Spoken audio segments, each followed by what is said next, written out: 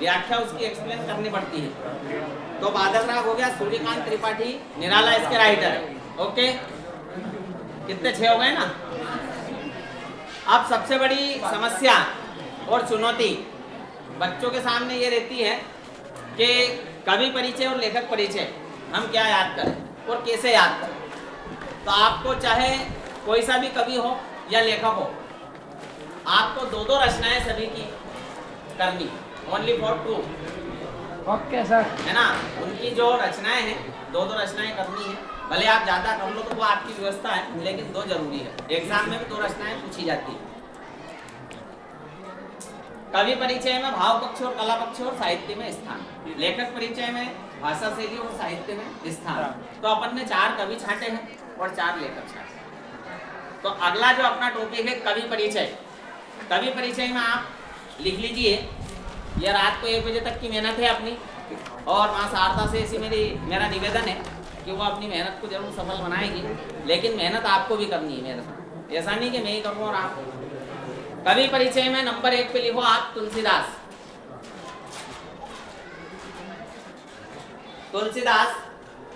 Number 2 Suryakant Tripathi Nirala, दूसरे कवि जिनके आने के इनके बाद चांस है। दूसरा कौन सा था? सूर्यकांत त्रिपाठी निराला। तीसरा है हरिवंशराय बच्चन। नंबर 3 हरिवंशराय बच्चन। नंबर 4 रघुवीर सहाय। रघुवीर सहाय। ये 4 कवि हैं आपको, और मैंने ये आपको समझाया भी है। अधिकतर एग्जाम में अपने terminal exam, half yearly exam, pre board, इनमें अपन ने रिपीटेशन भी किया है ताकि आपकी तैयारी बिल्कुल स्ट्रॉन्ग हो जाए, है नहीं। उसी टारगेट को अपने अचीवमेंट किया है, अपन ने लक्ष्य बनाया है। नेक्स्ट अपन आते हैं लेखक परिचय में। ये कवि है अपने सारा, ठीक है ना। अब कवि परिचय में आप लिखिए, सॉरी लेखक परिचय में number 1 Phanishwar Nath Renu. Phanishwar Nath Renu. Number 2 Mahadevi Verma. Mahadevi Verma. Number 3 Hazari Prasad Dwivedi. Banabhatta की आत्मकथा, ये इनकी प्रसिद्ध रचना है। महादेवी वर्मा को यामाकृति पर ज्ञानपीठ पुरस्कार मिला है। ये अपन साहित्य में जब स्थान लिखेंगे तो ये लिख सकते हैं। और ये रेखा चित्रकार है महादेवी वर्मा जी। पहला फणीश्वर नाथ रेणु, दूसरा महादेवी वर्मा, तीसरा हजारी प्रसाद द्विवेदी। ये निबंधकार है। बाणभट्ट की आत्मकथा, हजारी प्रसाद।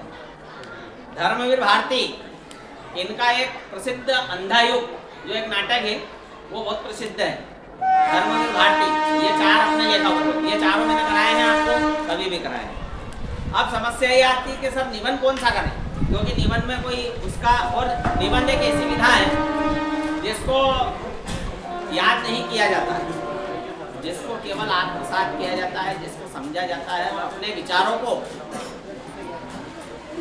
कथा क्रम में या संयोजक तरीके से उसको व्यवस्थित रूप से लिखा जाता है। गागर में सागर भरी जाती है, कम शब्दों में अधिक बात कहते हैं। तो आपको 150 से 200 शब्दों के बीच में निबंध आएगा। अब निबंध को 3, अभी तक मैंने 3 साल का आकलन किया है, क्योंकि सिलेबस 3 साल पहले दूसरा था और 3 साल बाद 21 के बाद, 21 में एग्जाम नहीं हुई थी क्योंकि कोरोना काल था। 22, 23 और 24 में एग्जाम हुई, और 3 साल का जो आकलन है उसमें कभी निबंध पूछ लेते हैं, निबंध के साथ कभी रूपरेखा पूछ लेते हैं, और कभी उसको अनुच्छेद का रूप दे दिया जाता है। आगे बात समझ में। तो आपको चाहे जो भी हो तीनों में से अनुच्छेद लिखने का कहे, नंबर वही रहेंगे 4 ही। रूपरेखा लिखने को कहे तो केवल पॉइंट लिखना है, वो रूपरेखा के साथ निबंध लिखिए तो पॉइंट लिखने के बाद निबंध लिखना है। वो अगर खाली निबंध का बोले तो भी पॉइंट के साथ निबंध लिखना है। पॉइंट पहले अपने 4, 5, 6 पॉइंट जितने भी रहेंगे उनको नोट डाउन करना है। सबसे ऊपर विषय का नाम लिखना है, उसको जो हमारा पॉइंट रहेंगे, सबसे पहला प्रस्तावना, सबसे लास्ट उपसंहार, बीच में जो भी पॉइंट के मुख्य बिंदु रहेंगे, जो भी आपकी भावनाएं हैं जिसको आप समायोजित करना चाहते हैं उस निबंध के माध्यम से, उसमें सारे पॉइंट के डिटेल्स उसमें लिखनी है। और ज़्यादा अतिरिक्त तो कुछ भी नहीं लिखना है, केवल उस विषय से संबंधित है आपको सारी चीज़ें लिखनी। तो निबंध में सबसे पहला जो है अपना,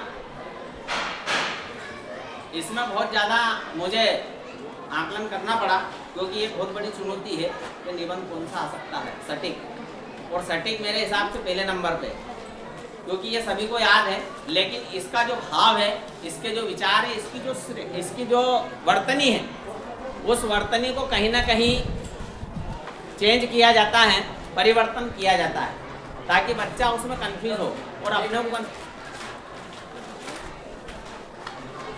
तेरा कुछ ना होए, गंजे तू क्यों रोए, तेरा बाल न बांका हो। देखकर गंजे तू क्यों रोए, किसी भी हाल में तेरा बाल न बांका हो। बंदे का मैंने आपको बताया था कि इसमें बच्चों को बहुत ज़्यादा टेंशन रहती है। जैसे मुझसे सारा ने कहा था कि सब ऐसे कौन सा करें, तो मतलब कुछ बच्चे ऐसे हैं जिनको वास्तव में बहुत ज़्यादा समस्या है, जो डमी है, और सारा के 4 सब्जेक्ट बहुत अच्छे हैं, ये मुझे पता है, क्योंकि फ्रीक्वेंसी इंग्लिश में पूरी हाल कोई दिक्कत ही नहीं, देखने का पीछे काम ही नहीं है। लेकिन हिंदी क्या बचपन से नहीं पढ़ी, ये उसकी कमजोरी नहीं है, क्योंकि जब हम किसी लैंग्वेज को पढ़ते ही नहीं है, जो हमारे टच में नहीं है, जिससे हमारा कोई संपर्क है ही नहीं, तो हम उसको कैसे सोल्व करेंगे। लेकिन वो हमारे सामने बहुत बड़ी चुनौती है, और उस चुनौती को स्वीकार करते हुए कुछ चुनिंदा क्वेश्चन मुझे सारा अली को और हमारे हरिओम जायसवाल को देने हैं, क्योंकि ये बच्चे ऐसे हैं जो डमी हैं, और जब इनको नंबर अच्छे आएंगे, तुम लोगों को तो फिर आनी ही है, सभी को डिस्टेंशन मिलेगी, ऐसा मेरा मानना है और मेरी सोच है इसी। लेकिन जब इन बच्चों को अच्छे नंबर आए, तो मुझे ऐसा लगेगा कि निश्चित तौर पे कहीं ना कहीं इन बच्चों ने मेरा मान और मेरा सम्मान रखा है। तो आइए मैं आपको ऐसे राइटिंग की ओर ले चलता हूँ। निबंध कौन से महत्वपूर्ण है। पहले नंबर पे मैंने जो आकलन किया है वो है नंबर 1, लिखो आप, पर्यावरण प्रदूषण व उसकी सुरक्षा। नहीं लिखने देंगे, ये लिखो नंबर 1 पे, क्योंकि ये 3 ही साल में आया है, 22 में भी, 23 में भी और 24 में भी। 1 साल उसने रूप परिवर्तित कर दिया था इसका, और इसको नाम दे दिया था वृक्षारोपण। भाई पर्यावरण वृक्षारोपण से रिलेटेड है, तो आप इसमें नंबर 1 में लिखो पर्यावरण प्रदूषण व उसकी सुरक्षा। भाई टॉपिक से भटकना नहीं है, निबंध 4 नंबर का है, आपको बिल्कुल सही से इसको सर्च करके जहाँ भी आपको मिल जाए गाइड वगैरह में, आप इसको व्यवस्थित इस टॉपिक के आधार पर ही तैयारी करनी है। भाई उसकी सुरक्षा कैसे कर सकते हैं, आपको हेडिंग डालनी है एग्जाम, ठीक है। नंबर 2, दूसरा निबंध, इसके पहले वाले के 100% चांस है, दूसरे वाले के 99% चांस है, और अगर माँ शारदा का आशीर्वाद रहे तो क्रम से 3-4 जो मैं लिखा रहे हो, अगर कोई आ जाए तो बहुत अच्छी बात है। नंबर 2, विद्यार्थी जीवन में अनुशासन का महत्व। विद्यार्थी जीवन में अनुशासन का महत्व। करिश्मा नोट डाउन कर लिया। नंबर 3, जीवन में खेलों का महत्व। अब इसमें अगर विद्यार्थी जीवन में खेलों का महत्व, तो बात एक ही है, भाई खेल कब खेलता है बच्चा, जब स्कूल पढ़ता है, बचपन में ही खेल खेलता है, बड़े होकर खेल नहीं खेलता है, वो हंसी मजाक में किसी कार्यक्रम में, वो एक अलग बात है। नंबर 4, राष्ट्रीय एकता और अखंडता। नंबर 4 अनम, राष्ट्रीय एकता और अखंडता।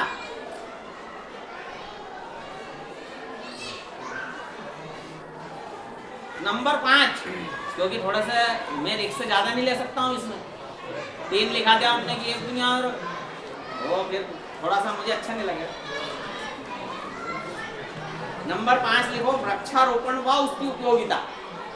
पर्यावरण और वृक्षारोपण 2 में से एक आपके लिए महत्वपूर्ण है।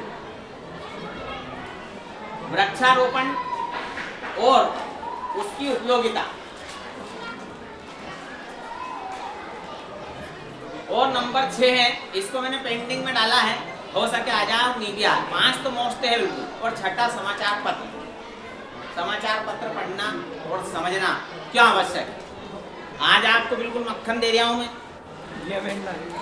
रबड़ी डाल के, ताकि आप क्या है कि बिना बिना किसी हेजिटेशन के, बिना किसी टेंशन के आप घर जाके इन विषयों पे, टॉपिक पे अपनी तैयारी कर सकते। अगला देखो, कवि परिचय, लेखक परिचय, गद्यांश और पद्यांश।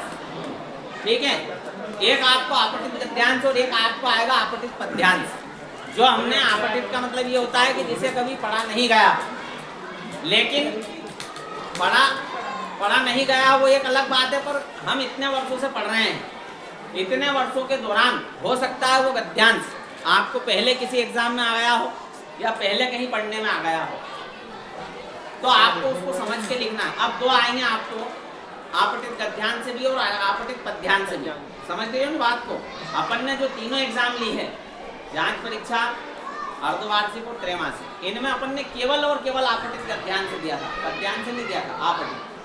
क्योंकि कुछ समस्या रही होगी पेपर की, जगह की, इसलिए। लेकिन आपको मैं बता रहा हूँ कि दोनों आएंगे और दोनों में से एक करना रहेगा 3 नंबर का। तो आपको क्या करना है, दोनों में से केवल आपतित गद्यांश करना है। अब आप सोचोगे कि पद्यांश क्यों नहीं करना है, वो इसलिए नहीं करना है क्योंकि आपको वो नया रहेगा आपके लिए, आप उसका अर्थ ठीक प्रकार से नहीं समझ पाएंगे, तो उसके आंसर भी आप ठीक प्रकार से नहीं दे पाएंगे। इसलिए आपको उस पर ध्यान नहीं देना है, आपको केवल आपतित गद्यांश पर ही ध्यान देना है, क्योंकि वो स्पष्ट लैंग्वेज में, भाषा में लिखा रहता है, आप उसको आसानी से समझ जाएंगे। अब देखो, 3 प्रश्न रहते हैं, उपयुक्त गद्यांश का शीर्षक और उपयुक्त गद्यांश का सारांश, और एक क्वेश्चन उसके अंदर से कि फलाने शब्द का मुहावरा या फलाने शब्द का पर्यायवाची या फलाने शब्द का विलोम या उससे रिलेटेड कोई सा भी एक प्रश्न उसमें डाल देते हैं। आप आसानी से कर देते हो, कोई दिक्कत नहीं है, लेकिन कहीं ना कहीं 10 से 15%, 20% बच्चे गलती करते हैं कि शीर्षक में क्या लिखना। अब आपको विज्ञान से रिलेटेड है, संस्कार से रिलेटेड है ना, साहित्य से रिलेटेड है, विद्यालय से रिलेटेड है, वो आप पूरा पढ़ें और शीर्षक में केवल वही लिखें जिसके ऊपर वो पैराग्राफ दिया है। मान लो उसमें साहित्य और समाज की बात हो रही है, तो आप शीर्षक में क्या लिखेंगे, साहित्य और समाज। बस शीर्षक में फालतू नहीं लिखना कुछ भी, वो सारांश में लिखना है। जो भी उसकी व्याख्या रहेगी, उस पैराग्राफ से आपने क्या सीखा, आप उसका भावार्थ क्या समझे, और समझने के बाद आप उसको अपने आप में आत्मसात कैसे करते हैं, उसको कैसे आप एक्सप्लेन कर सकते हैं। 4 या 5 पंक्तियों में उसका सारांश आपको लिखना है। कोई समस्या? तो शीर्षक और सारांश में बच्चे कंफ्यूज होते हैं, जिस प्रकार संदर्भ और प्रसंग में कंफ्यूज होते हैं। संदर्भ और प्रसंग एक अलग चीज़ है, लेकिन शीर्षक और सारांश अलग चीज़ है। तो आपको 2 आएंगे, गद्यांश भी, आपतित और आपतित पद्यांश भी। तो आपको आपतित गद्यांश करना है। कुछ बच्चे अगर पद्यांश कर सके तो कोई ऐसा नहीं बाध्यता कि नहीं और यार समझने की, तो अपन यही करें। आप अगर उसको आसानी से इजीली समझ सकते हैं तो आप समझ। मैंने 2 वर्ष पहले भी ये बात कही थी, लेकिन उत्कर्ष क्या है, थोड़ा सा उसको आप उसके नेचर को जानते हैं, उसको ये बात समझ में नहीं है। आखिर उसने आपतित पद्यांश ही करने की कोशिश करी और वही गलत करके आ गया। परीक्षा में उसको नंबर, समय भी कम पड़ा, लाइन नहीं खींचने दी, निबंध लिखते लिखते काफी उसकी छुड़ा ली थी। तो वहाँ हमारे कोई रिश्तेदार भी नहीं है। एक चीज़ और बता दूँ, उनको ये नहीं मालूम है कि ये बच्चा टॉपर है, कि इसका 1 नंबर का नुकसान होगा कि 2 नंबर का नुकसान होगा, और लाइन भी नहीं खींचने दी और काफी उसकी छुड़ा ली। रोता रोता आया था, मैं घबरा गया, मैंने कहीं मालूम कहीं होगा क्यों रोता रोता आया, मतलब बम फूट को कहीं नहीं। अब मालूम पड़ी कि उसको नीचे लाइन भी नहीं खींचने दी और 2-3 ऑब्जेक्टिव जल्दबाजी में ओवरटाइम में गलती, तो होता है ऐसा। इसलिए आपके पास 3 घंटे हैं, पर्याप्त समय आपको मिलता है। और अभी अपन ने 3 एग्जाम दिए, 23 प्रश्न ही आएंगे। कौन से प्रश्न में कैसा आएगा, क्या आएगा, 4 नंबर वाले, 3 नंबर वाले, सब आपको पता है। प्री बोर्ड का जो मैंने पेपर बनाए थे, दोनों से ए और बी, वो आप सॉल्यूशन आप सोल्व कर लेंगे तो आपको ज़्यादा अच्छा रहेगा। तीनों परीक्षा का पेपर हल कर लो आपको कोई समस्या की ऑब्जेक्टिव आपके लगभग 32 में से 25 से 30 कवर उसमें हो जाएंगे। ठीक है ना? चलो, ये तो हो गया अपना निबंध का कवि परिचय, लेखक परिचय और गद्यांश और पद्यांश। अब मेन चुनौती जो है वो है ग्रामर की। तो ग्रामर में आपको अलंकार, सबसे पहला टॉपिक। अलंकार हमें कौन कौन से करने? अलंकार में नंबर 1 लिखो। वैसे अलंकार अपन ने 25 से 30 लिखा है, पर आपको 4 या 5 करने हैं केवल, और वो है नंबर 1 विरोधाभास अलंकार। नंबर 1 में लिखो आप विरोधाभास अलंकार। नंबर 2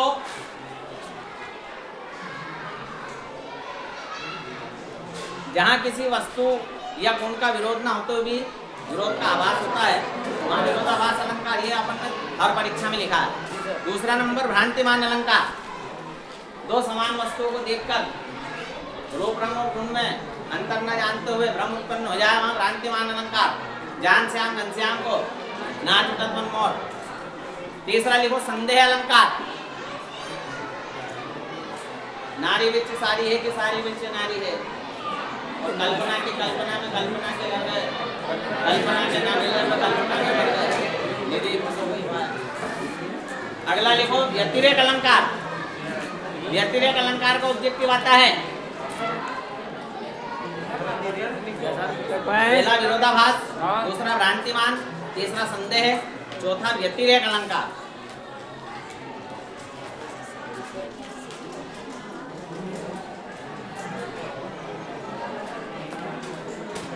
व्यतिरेक अलंकार। नंबर 5 सांग रूपक, तो ये करवाया कि नहीं? सांग रूपक अलंकार मैंने रुबाइया भी करवाया है। सांग रूपक अलंकार और एक रुबाइया। एक मिनट आप देख लेना, दी है तो अपन कर लें। मैंने बोल रहा हूँ, मैंने कोई चीज नहीं छोड़ी है। हाँ सर। एक रुबाइया, ये छंदे है ना, इसमें मत लिखो, ये अलंकार है सांग रूपक अलंकार। एक 5 अलंकार आपको बिल्कुल कंप्लीट करने हैं, इसमें से लगभग आपको 4 याद है मेरे हिसाब से, खाली सांग रूपक करना है, ठीक है नहीं? लेकिन जहाँ तक मेरा मानना है विरोधाभास और भ्रांतिमान में से आपको अलंकार आ जाएगा, मेरा जहाँ तक मानना है। लेकिन करना 5 ही है, नहीं 2 ही कर लो तो खाली, यही समझ में दीपेश। अब आते हैं अपन छंद पे। देखो डेफिनेशन आपको रस, छंद, अलंकार, शब्द शक्ति और शब्द गुण, ये 5 टॉपिक ऐसे हैं जिनकी डेफिनेशन आपको पता होना चाहिए। अलंकार की डेफिनेशन, अलंकार का शाब्दिक अर्थ है गहना, जिस प्रकार कोई नायिका आभूषण धारण करती है तो उसके सौंदर्य में वृद्धि हो जाती है, ठीक उसी प्रकार कविता में जिन शब्दों के माध्यम से चमत्कार उत्पन्न होता है वहाँ अलंकार होता है। अलंकार के भेद कितने हैं? तो अलंकार के भैया 2 भेद है, शब्द 3 भेद है, शब्द अलंकार, अर्थ अलंकार और शब्दों के द्वारा जहाँ चमत्कार उत्पन्न होता है वह शब्द अलंकार, अर्थ के द्वारा चमत्कार उत्पन्न होता है वहाँ अर्थ अलंकार, और दोनों के द्वारा चमत्कार उत्पन्न होता है वह अलंकार। वो तेरा जो टॉपिक था अगले दिन में आया था क्लास में, तो नहीं है, तो अभी जब छंद वाला टॉपिक आएगा तो वही अंतर था, सम्मात्रिक और मात्रिक, बाकी कोई अंतर नहीं था उसमें, ठीक है नहीं अमन? अब देखिए ये तो हो गया अलंकार। अलंकार के कोई अंग नहीं होते हैं, केवल भेद होते हैं। अब आते हैं अपन रस पे। तो हम छंद पे आ जाओ, कोई दिक्कत। बात ये कि विशेष मात्रा, वर्ण, लय, योजना आदि को ध्यान में रखकर जो शब्द योजना तैयार की जाती है उसे छंद कहते हैं। छंद के 4 अंग होते हैं। अच्छा, कहीं कहीं पर 6 लिखे हैं, तो 6 भी सही है और 4 भी सही है। आप कंफ्यूजन मत होना कि सर ने 4 लिखा है ना। 2 छंद और 2 को और जोड़ दिया गया है, तो आप अगर ऑब्जेक्टिव में आपका आता है कि छंद के कितने अंग होते हैं एक शब्द में, तो आप 4 लिख देना, खाली 6 मत लिखना। लेकिन अगर सही विकल्प में आता है, समझना बात, तो उसमें या तो 4 रहेंगे या 6 रहेंगे, 2 ऑप्शन नहीं रहेंगे, नहीं तो बच्चा फिर कंफ्यूज हो, उत्तर गलत होने के चांस रहते। तो बोर्ड कभी ऐसी गलती नहीं करता है, तो या तो ऑप्शन में 4 रहेंगे या ऑप्शन में 6 रहेंगे, बाकी 2, बाकी 8, 6 जो भी लिखे हो अपने को तो राइट आंसर करना है। तो यति, गति, लय, तुक, ये 4 इसके अंग हैं। छंद के भेद, छंद के 2 भेद होते हैं। भेद का मतलब होता है सानिया प्रकार। वर्णिक बोलते हैं उसको, वार्णिक नहीं बोलते हैं, वर्णिक छंद। और एक होता है मात्रिक छंद, जिन छंदों की गणना का आधार वर्ण होते हैं वो वर्णिक छंद कहलाते हैं, और जिन छंदों की गणना मात्राओं के आधार पर की जाती है सारा, वो मात्रिक छंद कहलाते हैं। कोई दिक्कत नहीं। वैसे फोटोग्राफी स्टार्टिंग में करी थी, उसमें है सारा मटेरियल है ना, ये सब उसमें से कर लेना और ये लिख लो। तो ये छंद के अंग हो गए, छंद के भेद हो गए। अब आपको छंद कौन से करने हैं ये देखिए। एक ऑब्जेक्टिव हमेशा आता है मात्रिक छंद इसका, चौपाई छंद का। चौपाई छंद में कितनी मात्राएं होती है? 16। तो ये हमेशा ध्यान रखना, ये आ सकता है ना, इसके बहुत ज़्यादा चांस रहते हैं। तो छंद में नंबर 1 लिखो सोरठा छंद।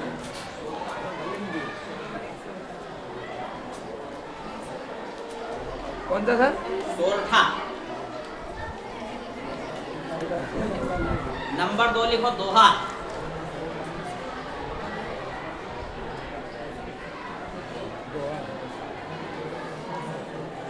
नंबर 3 लिखो कवित्त।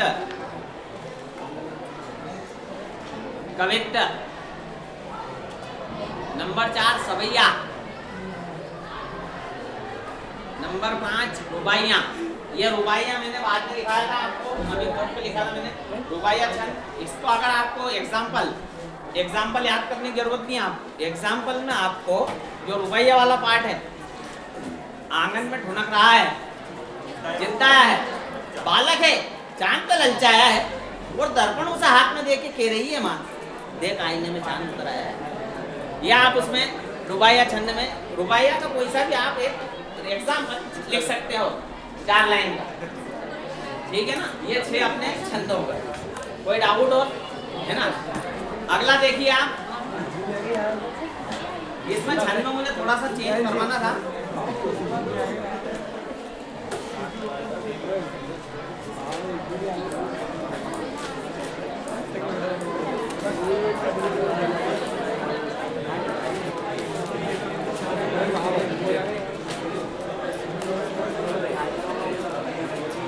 ये देखिए सांग रूपक का आप लोग बोर्ड में मैंने लिखवाया था, 6 रूपक में उपमेय के अंगों वेदी भावी जागरी, एक ये उदाहरण है। और एक उदयगिरी मंच पर अभिनव बाल पतंग, ये वाला उदाहरण है। अपन ने जो भी लिखवाया आपको उसको याद करना है।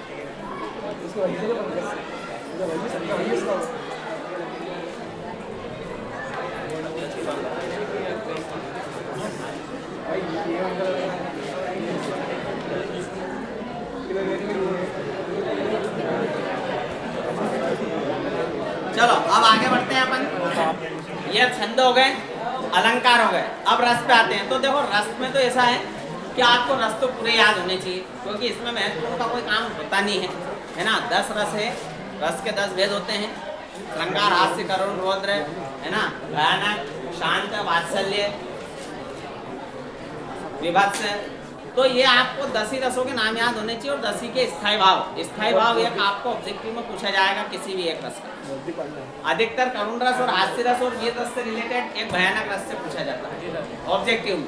लेकिन उसकी जो डेफिनेशन है, परिभाषा, right the definition for example, इसकी परिभाषा उदाहरण सहित लिखी है ना। तो परिभाषा आपको याद होनी चाहिए और एग्जाम्पल भी याद होना चाहिए। तो वैसे तो 10 ही के आपको करने हैं। रस के 4 अंग होते हैं, स्थायी भाव, अंग कितने होते हैं? 4। स्थायी भाव, विभाव, अनुभाव और भाव की संख्या। स्थायी भाव की संख्या 33 होती है। जो भाव सार्वधातुक के हृदय में स्थायी रूप से मौजूद होते हैं वो स्थायी भाव कहलाते हैं। इनकी संख्या 33 होती है, 10 होती है। संचारी भाव की 33 होती है। स्थायी भाव की संख्या 10 होती है। और संचारी भाव जो भाव सार्वधातुक के हृदय में स्थायी रूप से मौजूद नहीं रहते बल्कि पानी के बुलबुले के समान बनते और बिगड़ते हैं, तो संचारी भाव कहलाते हैं। इनकी संख्या 33 होती है। स्थायी भाव, संचारी भाव। अब विभाव, स्थायी भाव को जागृत करने वाले कारक विभाव कहलाते हैं। और आश्रय की बाह्य शारीरिक चेष्टाएं अनुभाव कहलाते हैं। ये 4 हो गए अपने। अब रस के जो भेद, जिसमें वैसे तो सभी करने हैं आपको, पर मैं 4 या 5 बता रहा हूँ आपको, इनको थोड़ा सा जोड़ दे देना। और अगर इनमें से नहीं याद मत के ना, सबने ये की है ना, 10 ही करने हैं आपको, पर फिर ठीक है। नंबर 1 लिखो करुण रस। हाँ सर। नंबर 2 हास्य रस। हास्य रस।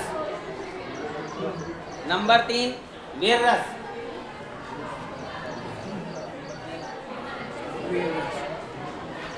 नंबर 4 शांत रस।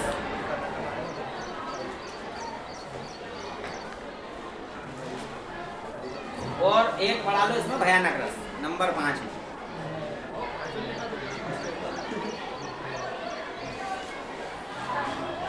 अगला टॉपिक लिखो शब्द शक्ति।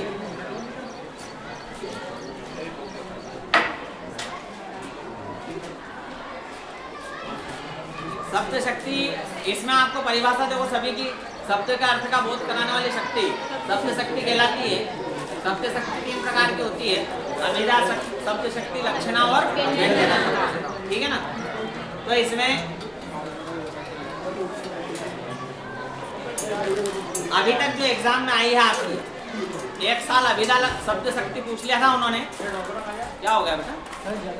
हाँ, इसे आपको शोर नहीं करना है, थोड़ा सा सुधीर बेटा आप थोड़ा सा तकलीफ में बैठे नहीं, आप आ गया तुम आ जाओ। कृपा आप थोड़ा आगे, थोड़ा सा सपोर्ट करें। ओके, क्लास को सपोर्ट करें। आगे देखिए आप। तो शब्द शक्ति में अभी 1 साल आपका अभिधा आ गया था और 1 साल व्यंजन आ गया। तो जब दोनों आ गए तो लक्षण तो बचा कौन? तो 3 ही करने में फायदा है। एक एक लाइन के उदाहरण है। तो शब्द शक्ति आपको पूरी करनी है। नाम लिख लो भले ही, शब्द शक्ति की परिभाषा और शब्द शक्ति के प्रकार में अभिधा, लक्षण और व्यंजन, तीनों को डेफिनेशन याद करनी है और उदाहरण भी लिखना है। विदाउट यूनिफॉर्म कोई भी नहीं आए कल भी, समझ गए? तो सर जो भी समस्या है आपकी अपनी जगह। ओके, योगेन क्या होगा? ये तो यूनिफॉर्म नहीं किया काम है ना। अच्छा ये तकलीफ है। हाँ तो कहो ना हमसे। अच्छा हमें थोड़ी पता आपको क्या समस्या है। जब तक आप समस्या अपने सामने नहीं रखोगे, आई डोंट नो। ओके, आगे बढ़ते हैं।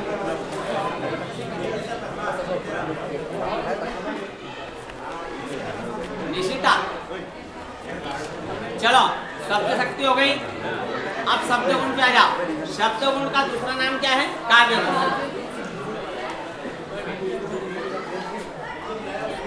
इसकी परिभाषा शब्द गुण की, और इसमें एक तो ओज गुण करना आपको। ओज गुण मुख्यतः किस रस में पाया जाता है? ये ऑब्जेक्टिव निकलता है इसमें। वीर रस और रौद्र रस में पाया जाता है ना। और माधुर्य गुण दूसरा, माधुर्य गुण श्रृंगार, शांत, वात्सल्य और एक करुण में पाया जाता है।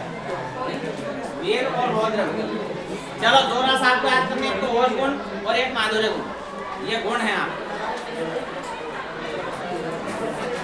अब देखिए आप, हालांकि ग्रामर में मटेरियल बहुत ज़्यादा है, लेकिन कुछ क्वेश्चन ऐसे हैं जो वास्तव में रिपीट हुए हैं। तो परीक्षा बोर्ड जिनके भी पास है, उसमें 193 पेज पर 5 प्रश्न ऐसे दे रखे हैं। नहीं वो उसमें भी है, लेकिन उसका पेज नंबर शायद मेरे को देखना पड़ेगा। अभी ये अपन ने लिखवाए हैं, आप नोट कर लेना। ये मैंने लिखवाए हैं। तो जिनके पास भी हैं 193 पे, 193 पे है शायद।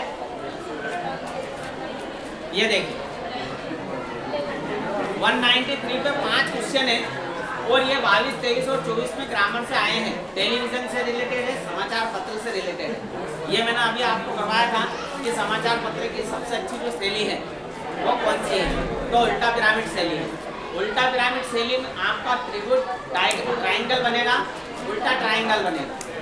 अपन जो बनाते हैं वो उल्टा हो जाएगा, घुमा दो। तो उसके 3 जो भाग होते हैं, पार्ट 3 होते हैं उसके, इंट्रो, पार्टी और समापन। इंट्रो मतलब उपड़ा, बॉडी मतलब बीच का हिस्सा, और समापन मतलब कंक्लूजन, उपसंहार। तो ये प्रश्न अपन ने लिखाया है, बहुत मोस्ट है। ठीक है। दूसरा है मुद्रित माध्यम में लेखक के लिए ध्यान देने योग्य प्रमुख बातें कौन सी है? ये मैंने लिखवाया आपको, है ना। ये प्रश्न नोट कर लो आप। हाँ प्रश्न नोट करो। चलो व्याकरण, नीचे हेडिंग डालो और प्रश्न नोट करो। व्याकरण डाल दो। नंबर 1, समाचार लेखन की सबसे लोकप्रिय शैली, समाचार लेखन की सबसे लोकप्रिय शैली कौन सी है? समझाइए। अब उसमें आपको समझाना मतलब चित्र भी बनाना है उल्टा पिरामिड शैली का।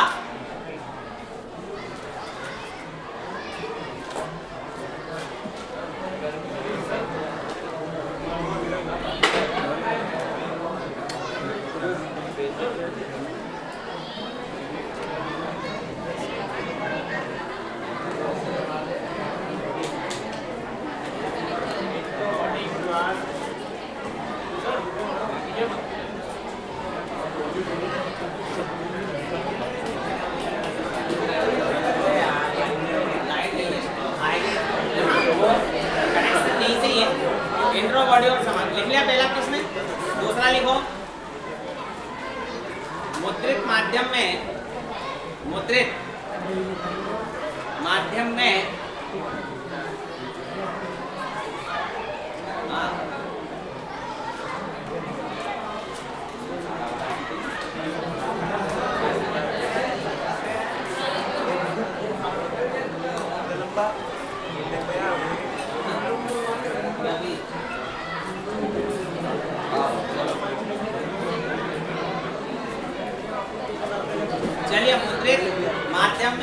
चलिए,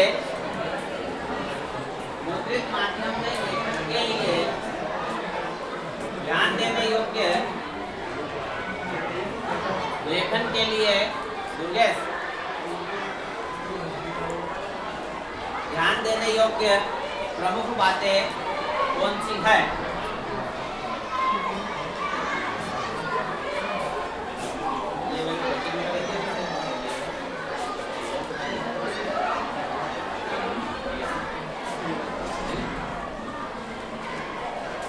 कोई पूछत के ना,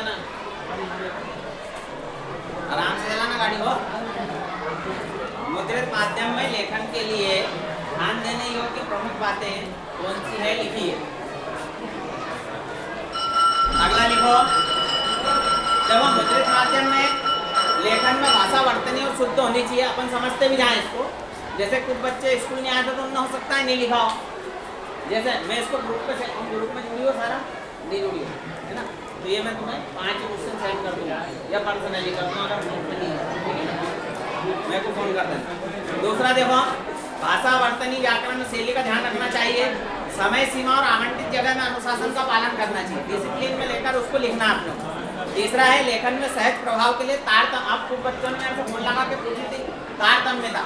तारतम्यता मतलब क्रमबद्धता होता है। मतलब जैसे हम कोई फ्रीक्वेंसी है, कोई शब्द है, कोई भाषा है जिसको हम कहना चाहते हैं, किसी विषय को हम या टॉपिक के ऊपर बोलना चाहते हैं, तो हमारी जो शैली है वो बिल्कुल धारा प्रवाह होनी चाहिए, बीच में टूटनी नहीं चाहिए, है ना? कुछ बच्चे जैसे कुछ लोग बीच में रोक के बोलते हैं, समझ के बोलते हैं, वो ज़्यादा स्पेस नहीं होनी चाहिए। तारतम्यता उसे कहते हैं कि क्रमबद्ध रूप से हम बोलते हैं, तारतम्यता, है ना? चलो आगे बढ़ते हैं अपन। तीसरा लिखो, समाचार लेखन में, ये भी बहुत अच्छा प्रश्न है, समाचार लेखन में मुख्यतः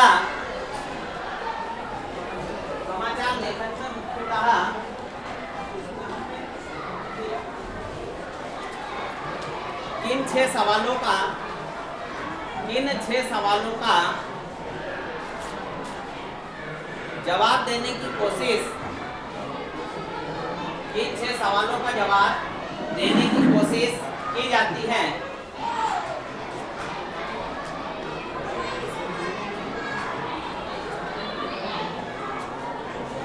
ये कोशिश की जाती है। और एक प्रश्न है इसमें ककार। ये ककार जो समाचार लेखन के ककार हैं, ये ककार अगर पूछे कि कितने होते हैं तो 6 ककार होते हैं, मैंने लिखाया भी है। और वो 6 ककार कौन से हैं? क्या, कौन, कब, क्यों, कैसे और कहाँ। ये क्वेश्चन तुमने उस दिन पूछा था, मुझे समझ में नहीं आया था, लेकिन अब मुझे मालूम पड़ी कि मैंने पढ़ा कि हाँ तुम क्या पूछना चाहते हो। ये क्वेश्चन ये था, अपन ने ये लिखा था कि ककार कितने होते हैं, है ना, ये क्वेश्चन था अपना। लेकिन इसमें ये था कि समाचार लेखन उसमें इन 6 सवालों का जवाब देने की कोशिश की जाती है। तो समाचार लेखन में जो प्रश्न पूछे जाते हैं, 6 तरह के प्रश्न पूछे जाते हैं और इनका जवाब दिया जाता है, क्योंकि समाचार इनके आधार पर ही बनता है। कब घटना घटी, कैसे घटी, क्यों घटी, कहाँ घटी, है ना, ये उससे रिलेटेड। आगे बात समझ में।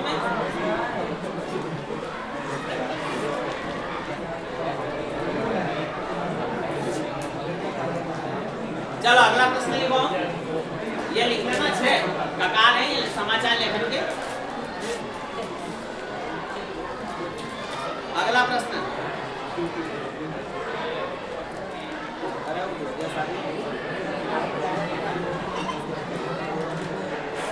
चलो अगला प्रश्न लिखो, फिल्म और रंगमंच पर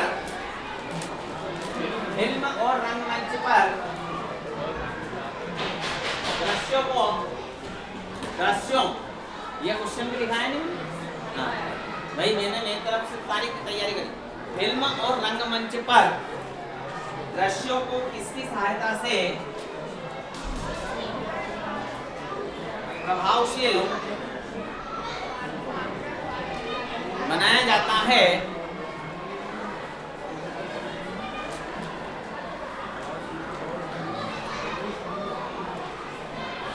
तो इसका उत्तर लिख लो। जिनके पास नहीं है, जिनके पास है कोई दिक्कत नहीं है वो लिख लो। उत्तर लिखो, फिल्म और रंगमंच पर दृश्यों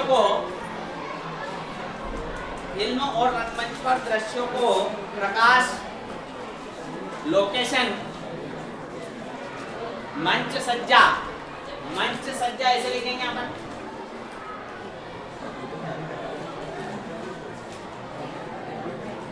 मंच सज्जा और अभिनेताओं की भावभंगिमाओं, अभिनेताओं की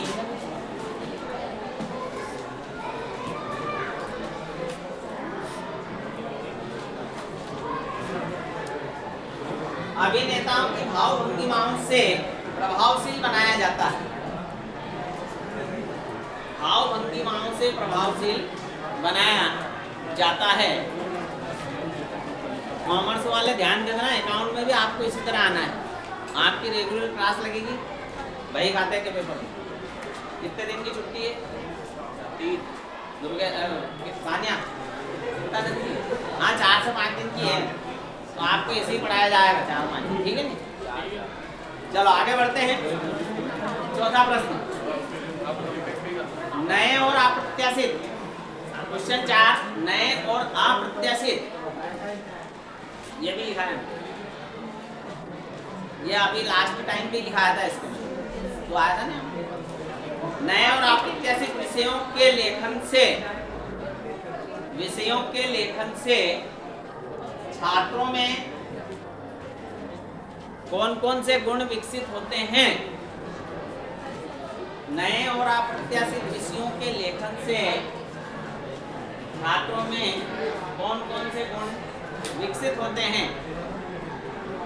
महिमा ये सब लिखे हैं, है ना।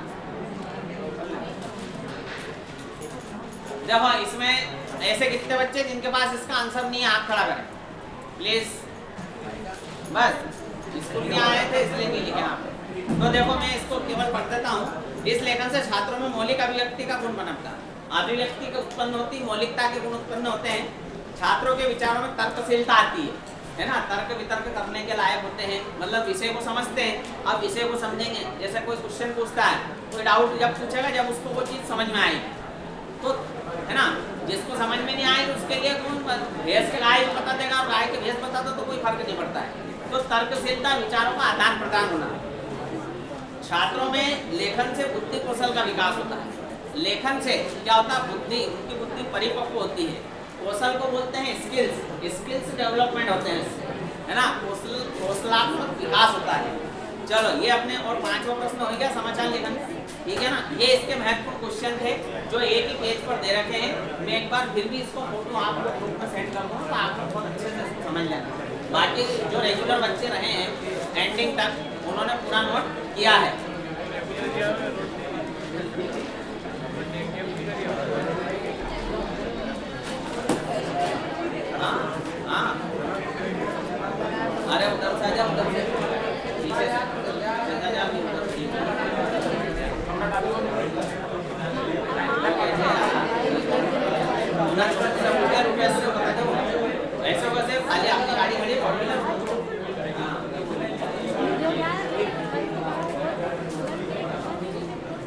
देखिए आप,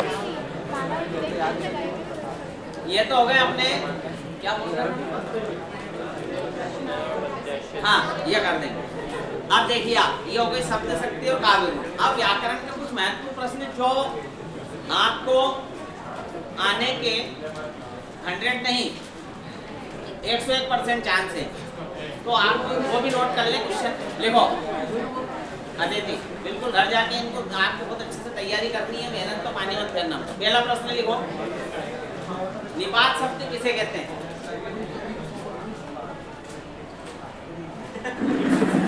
ये लिख लेना है ना सारा। निपात शब्द किसे कहते हैं, समझाइए। राजभाषा की विशेषताएं,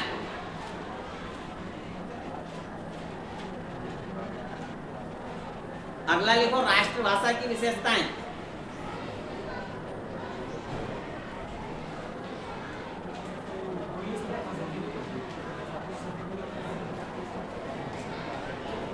अगला लिखो क्षेत्रीय शब्द किसे कहते हैं?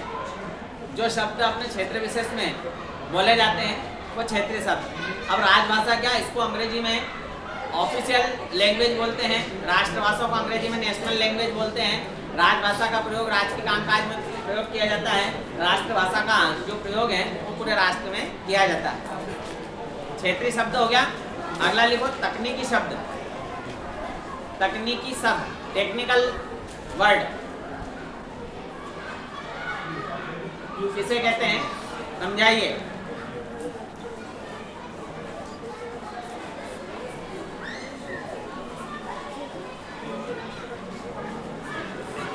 ये संजना और दोनों में से एक की प्लेस में चेंज कर सकता हूँ। अब मैं मौका दूंगा आपको, ठीक है, इसके बाद मौका नहीं मिलेगा। अगला लिखो संवाद योजना। संवाद योजना टॉकिंग टू अदर पर्सन, है ना, बिटवीन अदर पर्सन, जैसे टॉकिंग बातचीत करते हैं हम, संवाद हमारे जो फ्रीक्वेंसी रहती है। संवाद योजना को समझा आप। देखिए, दो मित्रों के बीच परीक्षा की तैयारी के संदर्भ में संवाद लिखिए तो लिख सकते हो। दो मित्र, जैसे उदाहरण के लिए भूमिका और प्रगति हो गई, दो ही खड़ी है, तो भूमिका ने कहा प्रगति तुम कैसी हो, प्रगति ने कहा मैं बिल्कुल ठीक हूँ, है ना। इनको विषय दिया गया कि परीक्षा की तैयारी के लिए आप फिर भूमिका ने कहा तुम किस प्रकार अपनी परीक्षा की तैयारी कर रही हो। प्रगति ने कहा कि जो मेरे पास नोट्स बने हुए हैं विद्यालय में, तो कक्षाएं संचालित उसमें सर ने जो नोट्स बनवाए हैं तो उसी से अपनी तैयारी कर रही है, पूर्ण विश्वास है, तो उसी में से ही प्रश्न आएंगे। भूमिका कहेगी नोट्स तो मेरे पास भी बने हुए हैं, लेकिन हो सकता है कुछ एक्स्ट्रा मटेरियल भी अपन पढ़ लें। प्रगति ने कहा बिल्कुल ठीक, जैसा तुम्हें उचित लगे, बाकी मैं सेटिस्फाइड, है ना, मैं संतुष्ट हूँ। ऐसे इस प्रकार आपको बातचीत बाकी। चलो, तो ये हो गया संवाद योजना।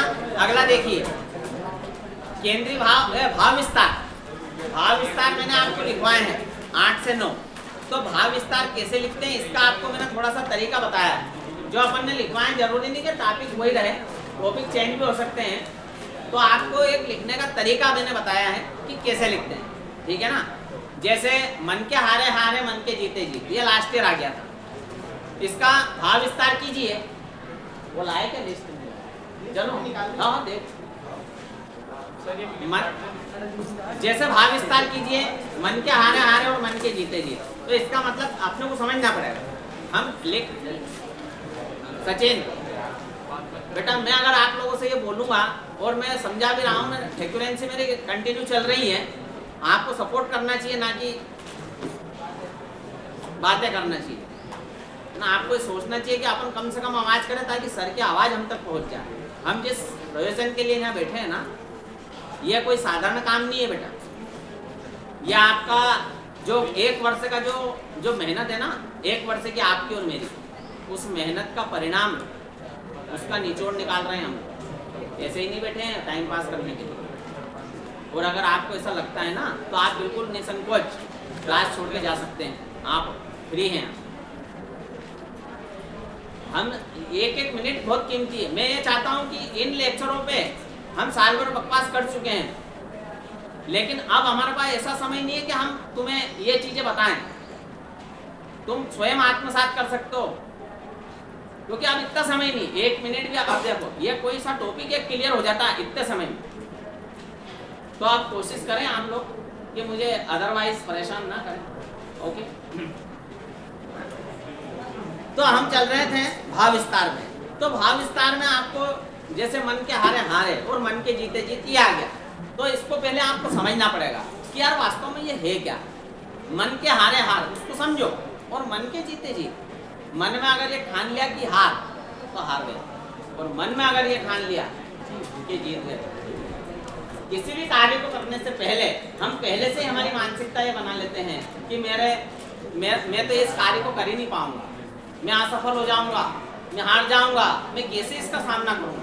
तो निश्चित तौर पे आप प्रयास करने, आप उस कार्य को करेंगे, लेकिन आपने पहले से आपके मन में धारणा बना ली कि मैं हार जाऊंगा, तो आप निश्चित तौर पर हार जाओगे, अर्थात उसमें आपको असफलता ही मिलेगी। लेकिन आपने पहले से किसी कार्य को करने से पहले दूसरी ओर आपने ये योजना बना ली कि नहीं, मुझे इसमें सफल होना है, मैं इस कार्य को बहुत अच्छे तरीके से कर सकता हूँ, चाहे मुझे चुनौतियों में, भाई अच्छा कार्य करने के लिए संघर्ष करना पड़ता है, परिश्रम करना पड़ता है। और अगर आपने ठान लिया कि मैं इसमें सफलता प्राप्त करूंगा, अर्थात मुझे विक्ट्री मिलेगी, सफलता मिलेगी, तो मेरी जीत सुनिश्चित हो जाएगी। तो कहने का तात्पर्य ये, जैसी आपकी भावना रहेगी वैसा ही आपका कार्य है। तो मन के हारे हारे अगर मन में आपने ठान लिया कि मुझे मैं हार जाऊंगा, तो निश्चित तौर पे आप पहले से ही तो अपना आत्मविश्वास खो देते हो, और आपका आत्मविश्वास हाई लेवल पे है, आपका बड़ा हुआ कि नहीं मैं तो जीत जाऊंगा, तो आप निश्चित तौर पर हारते हुए भी जीत जाओगे। एक टॉपिक और बहुत बढ़िया दिमाग में आया था मेरे, मन के हारे हारे और मन के जीते जीत, एक इसी से रिलेटेड है। हाँ, नींद आ गई बेटा, मैं सो जाऊंगी। हाँ देखो, मतलब देख लो आप,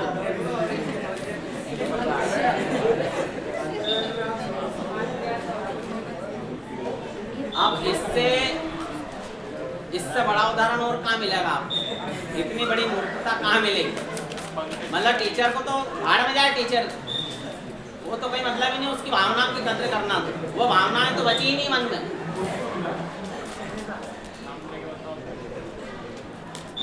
दूसरा जो टॉपिक है,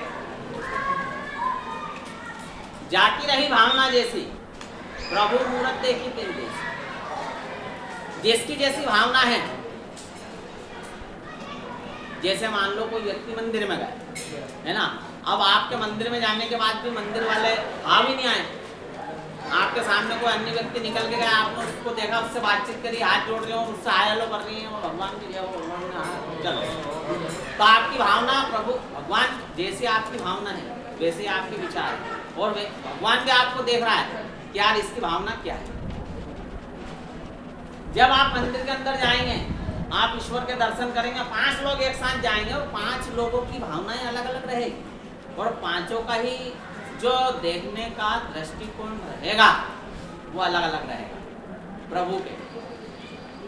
आप तो कहने का तात्पर्य क्या है, जाती रही भावना जैसी, जिसकी जैसी भावना रहती है, प्रभु मूरत देखी तिल जैसी, वो ईश्वर की मूर्ति में उसी प्रकार के दर्शन, वो ईश्वर को उसी रूप से देखता है।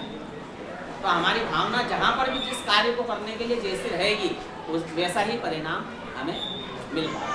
तो ये केंद्रीय भाव आपको इस टाइप से समझाना है, जो भी टॉपिक आपको आ जाए। कविता कोमल हृदय की चीज है, वेद पुरुष का आचार्य मुरब्बा है ना, धर्म पार्थक की नहीं एकता का घातक है, ये सब मैंने आपको लिखवाया। अगला जो प्रश्न है, मुहावरा और लोकोक्ति में अंतर, यह बहुत मोस्ट प्रश्न है। आप मुहावरा और लोकोक्ति में अंतर ले लो, बात लिखिए।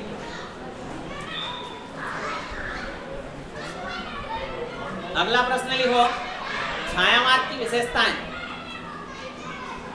मैंने आपको 2 कवियों के नाम और उनकी रचनाएं लिखाई, तो विशेषता के साथ आप इनके नाम ऐड करें और 2 रचनाएं लिखें। खाली आप छायावाद लिख लो, अटका लो, बस विशेषता करनी है, छायावादी कवियों के नाम और उनकी एक रचना। अगला लिखो, प्रयोगवाद की विशेषताएं। प्रयोगवाद की विशेषताएं, इनकी विशेषता लिख के इनके कवि के नाम और इनकी रचनाएं आपको लिखनी। अगला लिखो प्रगतिवाद की विशेषताएं।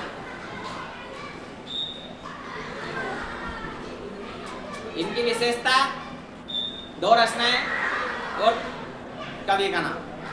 नई कविता की विशेषताएं,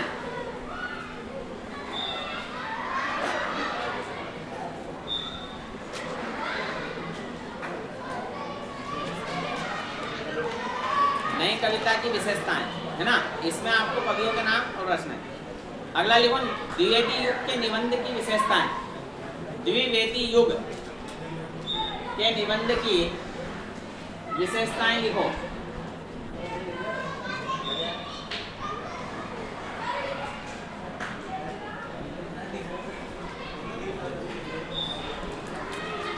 इसमें भी आपको कवि के नाम और लेखक के नाम और उनकी रचनाएं याद करनी है ना कृष्ण। अब देखिए आपको अगला जो प्रश्न है, ये मैंने बताया भी समाचार लेखन वाला है, भले मत लिखो क्योंकि बोर्ड पे अभी समझाया समाचार लेखन के प्रकार, 6 प्रकार होते हैं, कहाँ कब कैसे क्यों, ठीक है ना। समाचार लेखन की शैली भी हो गई अपनी उल्टा पिरामिड शैली, ये मोस्ट है। मुद्रित माध्यम में लेखक में ध्यान देने वाली बातें, ये भी अभी अपने है ना अभी लिखा ही है, समझाया भी। लेखन के समय कौन कौन सी बातें ध्यान में देनी चाहिए मुद्रित माध्यम के समय।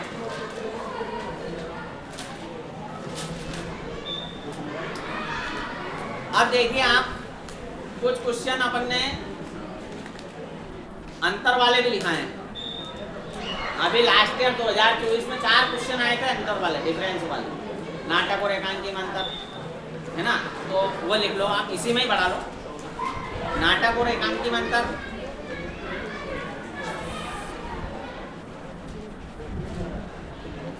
एकांकी में 1 अंक होता है जबकि नाटक में अनेक अंक होते हैं। इसमें ऑब्जेक्टिव आपका छिपा हुआ है ना। एकांकी का आकार नाटक की अपेक्षा छोटा होता है और नाटक का आकार एकांकी की अपेक्षा, इसमें पात्रों की संख्या सीमित रहती है, इसमें पात्रों की संख्या अधिक रहती है। अगला देखिए महाकाव्य और खंडकाव्य में अंतर। महाकाव्य और खंडकाव्य, महाकाव्य का आकार बड़ा होता है, खंडकाव्य का आकार छोटा होता है। आज एक तो संजना और एक वेदिका, ये दोनों ज्यादा खुश नजर आ रही है। देखता हूँ महाकाव्य व खंडकाव्य में अंतर लिखिए और उन दोनों से ज्यादा सानिया खुश नजर आ रही है। नंबर 3 जीवनी व आत्मकथा में अंतर लिखो। आत्मकथा स्वयं के जीवन पर आधारित होती है, जीवनी किसी महापुरुष के जीवन पर लिखी जाती है। योगेंद्र आज आप आए,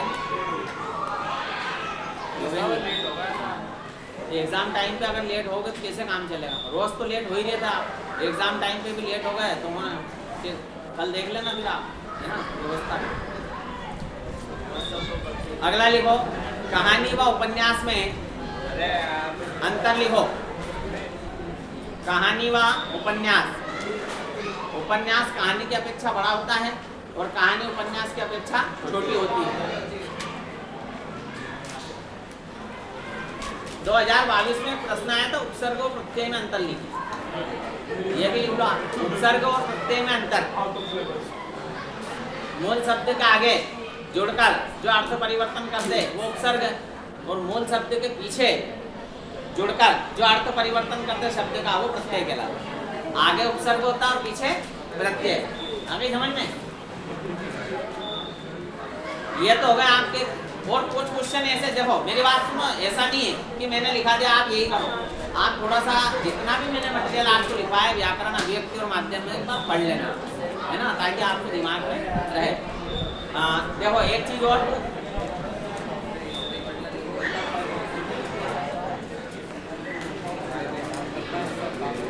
विभाव के कितने भेद होते हैं, ये भी आया है। विभाव के 2 भेद होते हैं, ये अटका लो खाली। विभाव के कितने भेद होते हैं? विभाव के 2 भेद होते हैं, आलंबन और उद्दीपन। विभाव के उसी प्रकार नाम भी लिख लेना, आलंबन और उद्दीपन। अनुभाव के कितने भेद होते हैं? ये दो में से एक आएगा आपका। अनुभाव के 4 भेद होते हैं और वो 4 कौन कौन से हैं?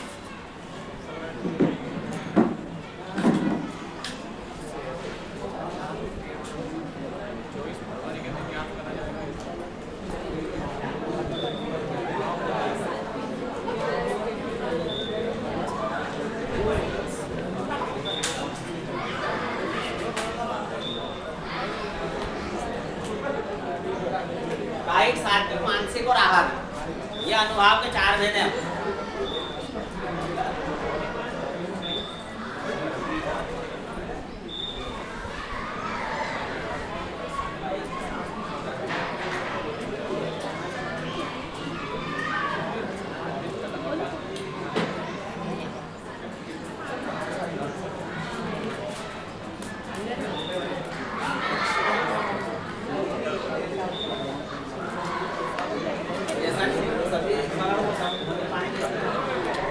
कायिक, सात्विक, मानसिक और आहारी, ये 4 भेद इसके अनुभाव के होते हैं।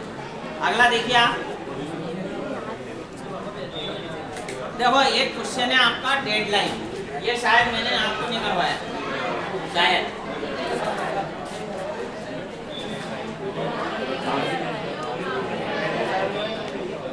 देखो ग्रामर का कोई पार नहीं है, कोशिश में 100% करें कोई क्वेश्चन ना छूट जाए।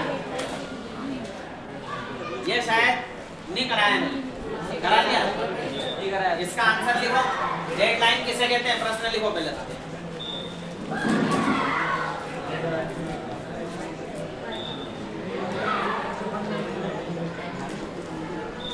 डेडलाइन किसे कहते हैं, ये लिखा बोर्ड पे, डेड लिखो उत्तर। समाचार पत्र में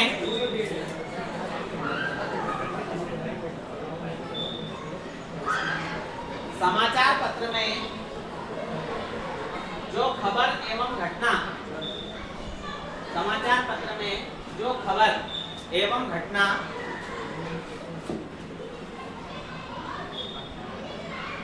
छपती है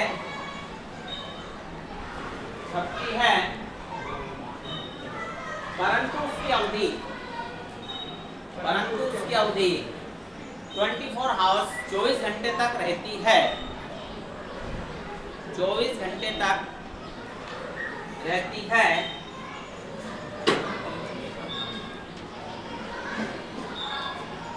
इन्हीं घटनाओं को डेडलाइन कहते हैं।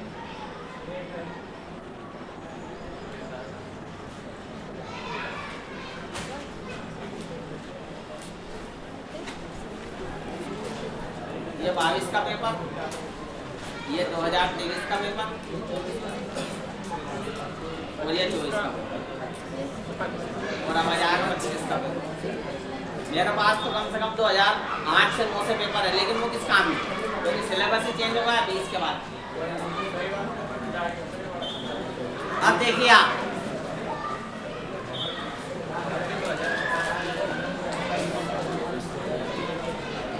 अब आते हैं हम पत्र लेखन की ओर। पत्र लेखन में अपन ने 12 से 13 पत्र लेखन करेंगे, है ना। तो वैसे तो पत्र लेखन में महत्वपूर्ण का कोई काम नहीं होना चाहिए, समझना। पत्र लेखन में वैसे तो महत्वपूर्ण का कोई काम नहीं होना चाहिए, आपको पूरे याद होने चाहिए, क्योंकि उसमें क्या है कि 12th में आने के बाद एक आकलन किया जाता है बच्चे का कि वो कितना अपने मन से लिख सकता है। आप अपने विचारों को, यदि कोई विषय अचानक आपके सामने आ जाता है तो आप उसको किस प्रकार एक्सप्लेन करेंगे, किस प्रकार लिखेंगे। चलिए, फिर भी ये इनका आएंगे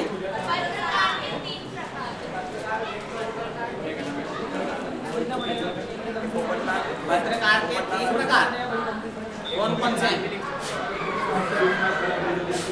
बिल्कुल मिल जाएगा। और कोई सा है क्या? चलिए, मैं नोट कर लिया क्वेश्चन, है ना। बिल्कुल, किसी को अगर ऐसा कोई क्वेश्चन हो डाउटफुल वाला तो आप मुझे बता दें, है ना। कोशिश करूंगा कि मैं आप तक उसका आंसर पहुंचाऊँ। अगर नहीं हो तो कल का भी दिन है। पहला लिखो पत्र में, हेडिंग डालो पत्र लेखन।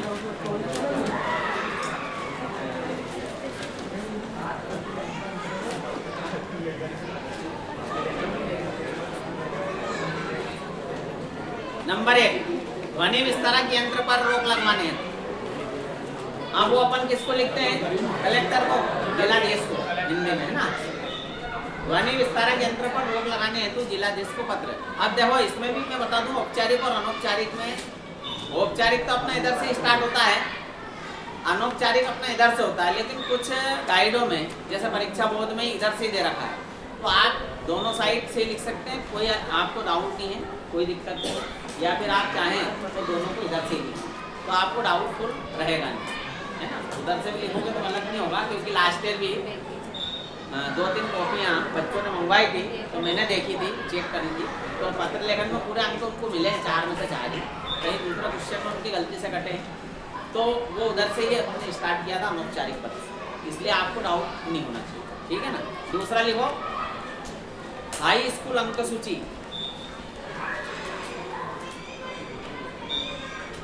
Right application the secretary of board MP, है ना। डुप्लीकेट मार्कशीट, ये इंग्लिश में भी है। तो हाई स्कूल अंक सूची की द्वितीय प्रति रात, ये थोड़ा सा बता देना।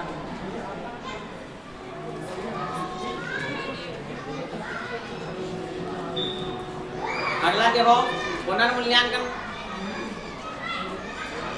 किसी भी विषय का पुनर्मूल्यांकन करो, rechecking, revaluation. Your notebook, your exam book, physics, chemistry, bio. तो किसी एक विषय का पुनर्मूल्यांकन करवाने हेतु सचिव माध्यमिक शिक्षा मंडल मध्य प्रदेश भोपाल को आवेदन लिखिए, बोर्ड ऑफ सेकेंडरी एजुकेशन। अगला देखिए, ये बहुत मोस्ट है, जल की अनियमित पूर्ति हेतु नगर निगम भोपाल को, नगर निगम महापौर को, भोपाल में जल की अनियमित पूर्ति हेतु नगर निगम महापौर को आवेदन लिखी।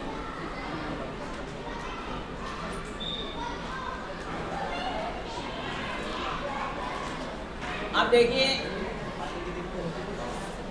अनौपचारिक में आपको बड़े भाई या बड़ी बहन के विवाह में सम्मिलित होने हेतु मित्र को पत्र, बड़े भाई बहन के विवाह में सम्मिलित होने हेतु, ऐसा हेडिंग डाल दो। अब आपकी वार्षिक परीक्षा नजदीक है और आप उसकी तैयारी आपकी चल रही है, तो आप अपने पिताजी को अपने बारे में लिखेंगे, आपकी परीक्षा कैसी चल। तो वार्षिक परीक्षा की तैयारी के संदर्भ में पिताजी को पत्र लिखिए।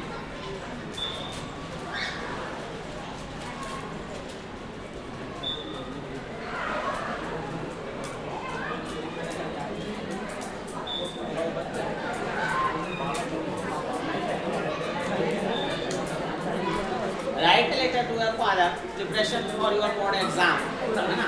नेक्स्ट,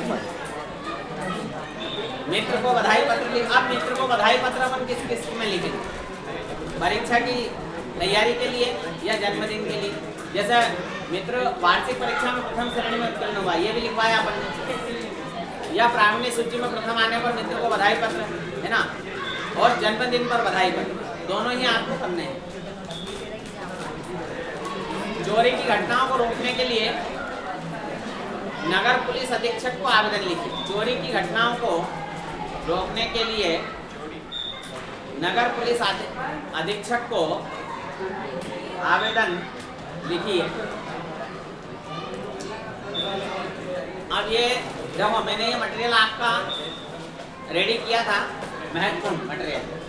अब आपके केवल बुक के आरोप और निदान के कुछ क्वेश्चन बचे हैं, जिसको मैं नोट डाउन करूंगा इस पर, बिल्कुल सिलेक्टेड। तो वो आपके लिए कल तैयारी कर रहेगी, है ना। अब देखिए, थोड़ा सा अपन आंखों निकाल लो सभी।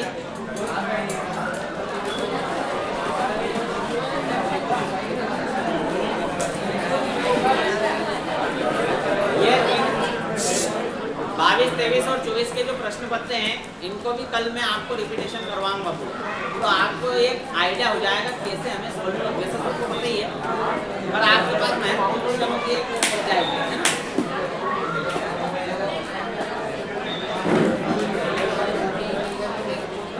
आरोह भाग 2 में महत्वपूर्ण पद्यांश कौन कौन से हैं, पहले अपन उस पर टिक लगा लेते हैं और फिर अपन उनको एक साथ समझ लेंगे, है ना।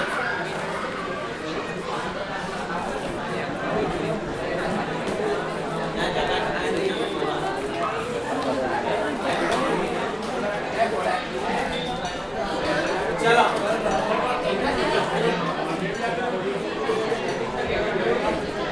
चल बैठ जा, अरे बैठ जा। वैसे तो जिनके पास नहीं है मैंने बोला था कि उनको घर पहुंचा दूंगा, पर ये मेरी मानवता है कि मैं उनको घर नहीं पहुंचा रही, है ना।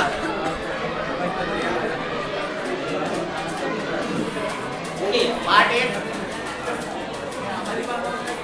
हरिवंश राय आत्म परिचय में आपको एक तो पहला वाला, मैं जब जीवन का भाग लिए फिरता हूँ फिर भी जीवन से प्यार लिए फिरता हूँ, एक फर्स्ट वाला लगा लो।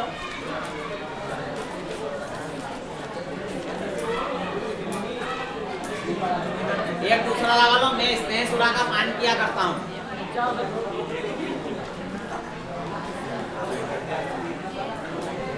इसके बाद पीछे अभिषेक कहीं करना है बेटा, अपन कहीं करना है।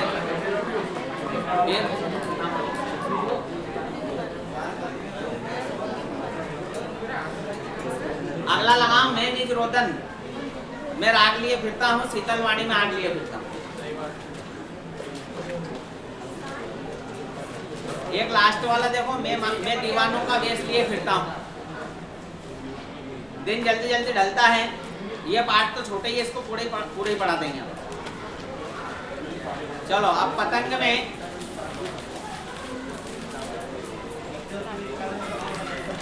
इसमें दूसरा वाला, जन्म से ही वे अपने साथ लाते हैं कपास से लेके पीछे पलटो, पतंगों के साथ वे भी उड़ रहे हैं तक।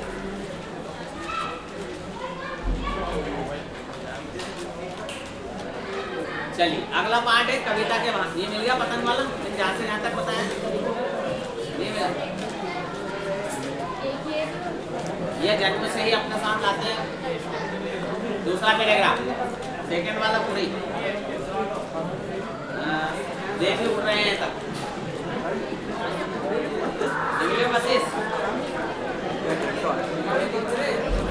कविता के बहाने देखिए अब कुमार नारायण। अमन पीछे आवाज नहीं आ रही, बीच में है इधर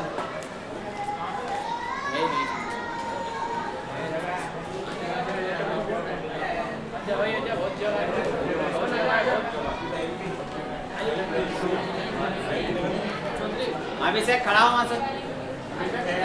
अमन ये जा इसका टेबल, हाँ जा जा, चल इधर आ जा, वो आगे हो सकता है थोड़ा शिव सनी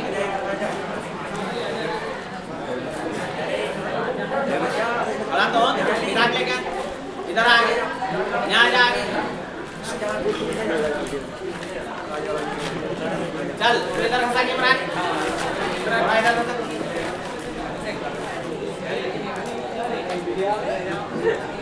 चलिए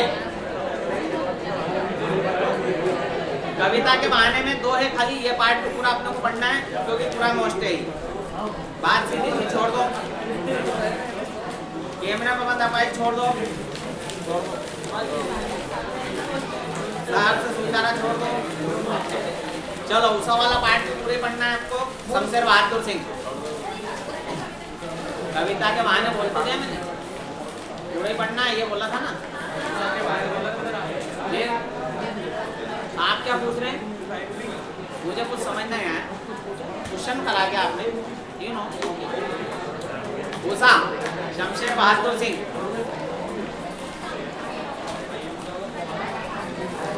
बादल रात में देखिए आप, ये उषा वाला भी अपने को पूरे पाठ पढ़ना है ना।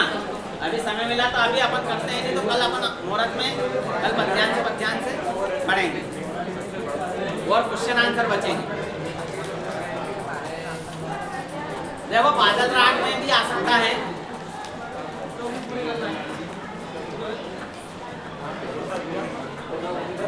ये लास्ट वाला अट्टालिका नहीं है रे, आतंक भवन सदा पंख पर ही होता है।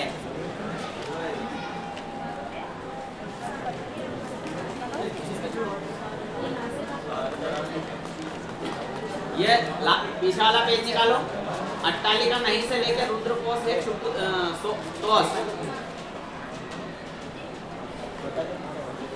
शेषव का सुकुमार शरीर तक लगा लो, ऊपर वाली लाइन। और एक ये वाला लास्ट वाला, त्रस्त नयन मुख ढांप रहे हैं, जीर्ण बाहु है जीर्ण शरीर, तुझे बुलाता कृषक वीर, ये विप्लव के वीर। चूस लिए नीचे तक पारावार तक 2 है इसमें, है ना। अब अगला जो पार्ट है कवितावली, गोस्वामी तुलसीदास। कवितावली जो है ये किस कांड से ली गई है? उत्तरकांड से ली गई है। इसमें आपका जो है ये सेकंड वाला आ चुका है एक बार, खेती ना किसान को, ये लास्ट ईयर ही आया था।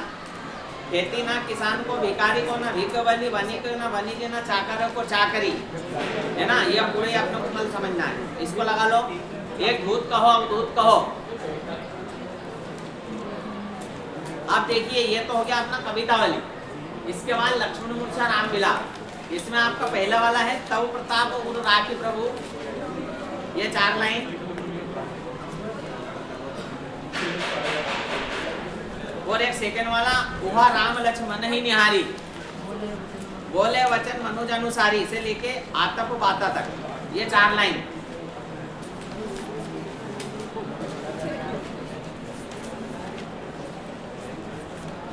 एक ये वाला देखिए पीछे, हरसी राम भेटे हो हनु, ये सोठा जो छंद दे रखा है इसके नीचे, हरसी राम भेटे हो हनुमाना अति परम परम सुजाना। 1 2 3 4, तब ही ताही लही आवा, कपि पुनि वेद तहाँ पहुँचाया वाली लाइन।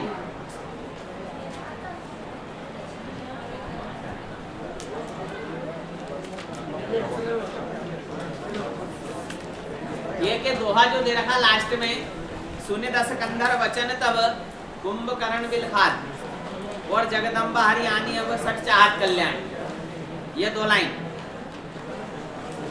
वो है ना सारा नहीं।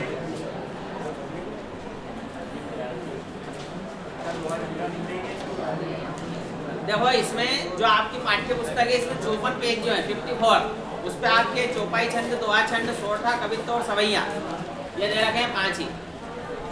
ये पेज आपके लिए बहुत महत्वपूर्ण है, page number 54 and 55। Note down please.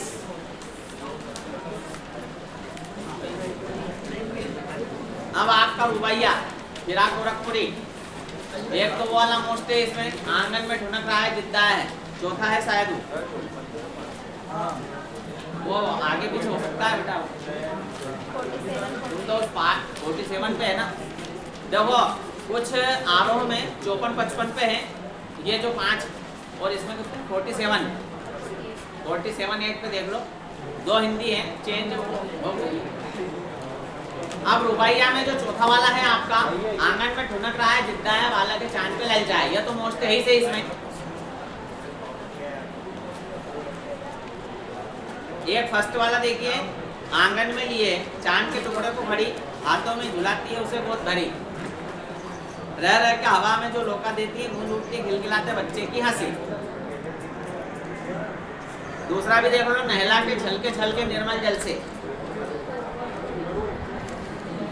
ये काम करो, ये रुपया अपन क्या है, ये तो सरकारी लोग पर पूरे पढ़ लेंगे, है ना रुपया वाला। बाकी 3 मोस्ट है इसमें, गजल है ही नहीं। चलो छोटा मेरा खेत,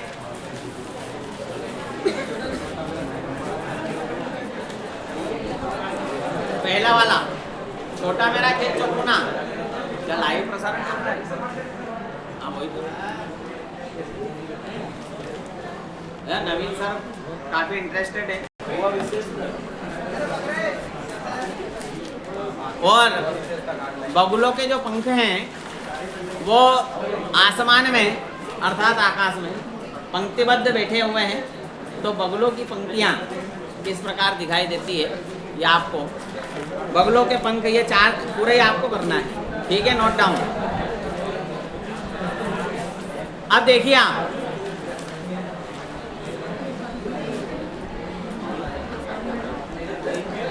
इसमें पद्यांश के जो भावार्थ हैं वो हमें कल समझेंगे। कल सभी की जिनके पास नहीं है वो भी बुक ले आना, ताकि आपको फ्रेश माइंड से आओगे तो स्टार्टिंग में अपन सबसे पहला काम यही करेंगे, पद्यांश समझना। और ऑब्जेक्टिव जो महत्वपूर्ण है वो भी अपन थोड़ा सा इसमें देख रहे हैं। किताब निकाल लो सभी।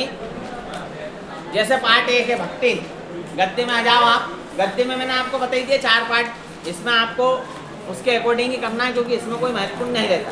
पद्य में जरूर अपने पद्यांश रहेंगे। तो देखिए आप, भक्तिन की जो तुलना है, अब आपके जो ऑब्जेक्टिव हो किस टाइप से निकलेंगे, थोड़ा आगे हो सकते, ऐसे कैसे आगे हो सकते, तो खड़ा हो तो वहाँ से बैग उठाते ना, कृपाल यहाँ आ जा फटाफट। उठा नहीं ओके नहीं तू आप अलग रहना सीखो जरा, यार दोस्तों में बहुत रह लिया बेटा, परीक्षा आ गई, इधर खसको।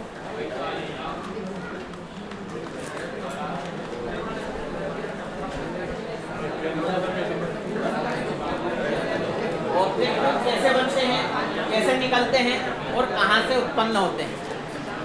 भक्तिन की जो तुलना है सेवक धर्म में वो किससे की गई, हनुमान जी से की गई। चलो पार्ट 1 निकाल लो भक्तिन। अब आपको अंडरलाइन करना है कि ऑब्जेक्टिव कौन कौन से हैं, है ना।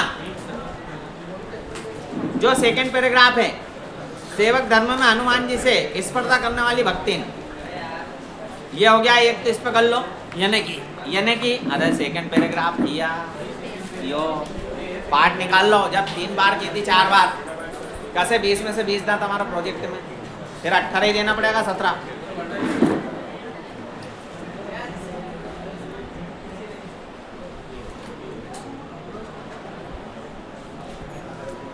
तो एक ऑब्जेक्टिव तो ये निकल गया कि सेवक धर्म में भक्तिन की तुलना किससे की गई है, हनुमान जी से। फिर उसके नीचे वाली लाइन में देखिए, गोपालिका की कन्या नाम है लक्ष्मीन, मतलब अर्थात ये भक्तिन का जो नाम लक्ष्मीन अर्थात लक्ष्मी, ये दूसरा ऑब्जेक्टिव हो गया। भक्तिन का वास्तविक नाम क्या था। फिर सबसे लास्ट वाली लाइन देखिए, ये झूसी गांव के प्रसिद्ध एक सुरमा जो उसके पिता थे भक्तिन के, तो आपको झूसी लिख लो, क्योंकि भक्तिन का जो जन्म हुआ था वो झुंसी गांव में हुआ था, है ना, और उनके पिता का नाम था सुरमा। देखिए अब आप 72 पेज पर, 72 पेज पर सेकंड लाइन में 5 वर्ष की वय में उसी आड्या ग्राम में, मतलब भक्तिन का जो विवाह हुआ था वो 5 वर्ष में हुआ था। इस पर अंडरलाइन करो, 5 वर्ष की वय संधि में, मतलब भक्तिन का जो विवाह हुआ था वो 5 वर्ष में हुआ था। गोपालक की सबसे छोटी पुत्रवधू बनकर। अब देखिए तीसरी लाइन में 9 वर्षीय युवती का होना,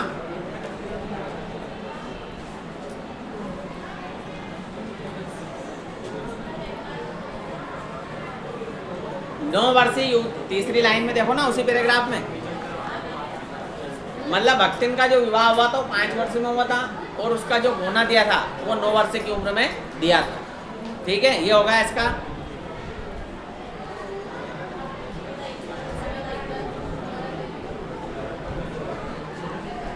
भक्तिन की कितनी लड़कियां थी, 3। अब देखिए पेज नंबर 73 पर, मतलब उसमें चेंज हो सकता है दूसरी हिंदी में, ये क्रम से चलो अगले पेज पर, अगले पेज का दूसरे पैराग्राफ और दूसरी लाइन।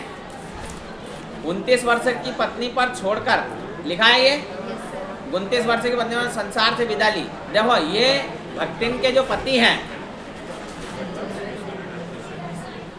भक्तिन के पति की जब मृत्यु हुई थी, इसको अंडरलाइन कर लो आप, 29 वर्ष है। नमाज जिनको पढ़ना है वो जा सकते हैं।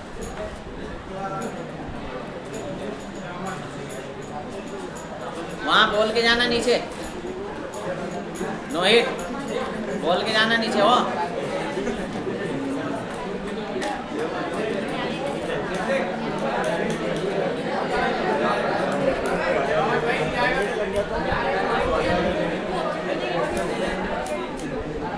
और कौन है भैया, बस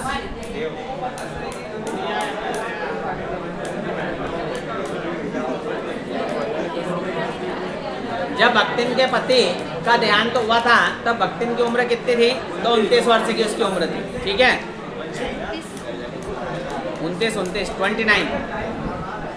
जब वह मर गया तब उसकी अवस्था, और उसके पति की जो उम्र थी वो 36 वर्ष थी। उसके नीचे वाली लाइन में है। भक्तिन के पति की जब मृत्यु हुई थी तब भक्तिन की जो उम्र थी वो 29 वर्ष थी और उसके पति की उम्र 36 वर्ष की थी। यानी दोनों की उम्र में डिफरेंस कितना का? 7 वर्ष का रहा होगा। अब देखिए आप इसी पेज पर नीचे वाला लास्ट वाला पैराग्राफ, उसकी तीसरी लाइन, कटिबद्ध जिठोते, जिठोत मतलब जेठ का पुत्र, यह ऑब्जेक्टिव है आपका। जिठोत किसे कहते हैं? तो जेठ के पुत्र को जिठोत कहते हैं। उसके बाद अगले पेज पे एक पेज छोड़ के 75 है इसमें, और इसमें दूसरा पैराग्राफ ऊपर से भोजन के समय वाला पैराग्राफ देखिए, इसकी तीसरी लाइन, फूल की थाली में है कहीं गिरे है?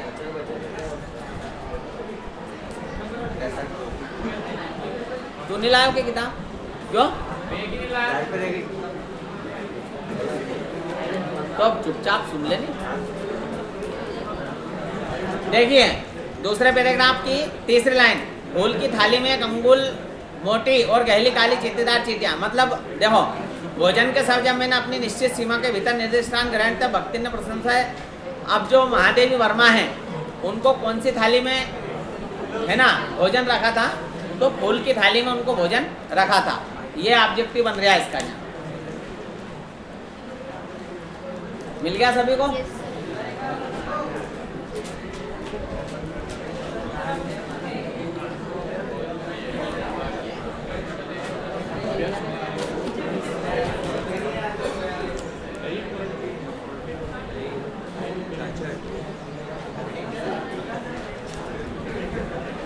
बाजार दर्शन पे आ जाओ। अच्छा, बाजार दर्शन किस विधा से लिया गया है? बाजार दर्शन की विधा क्या है? निबंध है। बाजार दर्शन जेनन कुमार का एक महत्वपूर्ण निबंध है। उसी प्रकार जो भक्तिन है ये संस्मरणात्मक रेखा चित्र है। और देखो पेज नंबर निकालो, वापस आओ पीछे। इसका केंद्रीय भाव जो है वो देखो भक्तिन का, पीछे आओ वापस, रिवर्स गियर लगाओ।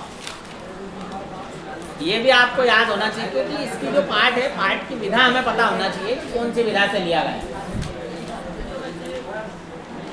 तो इसका जो केंद्रीय भाव है, भक्तिन महादेव जी का प्रसिद्ध संस्मरणात्मक रेखा चित्र है। मिल गया ये, जो स्मृति की रेखाओं में संकलित है। मतलब जो भक्तिन पार्ट है ये कहाँ से लिया गया है? स्मृति की रेखाएं, इससे लिया गया है।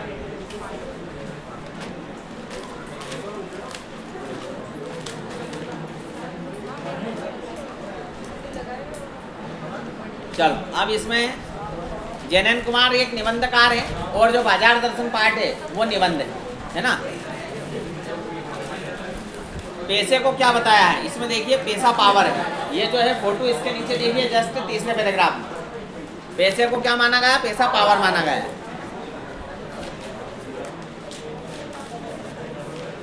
पेज पलटो, तीसरे पेज पर, पेज नंबर इसमें 88 है।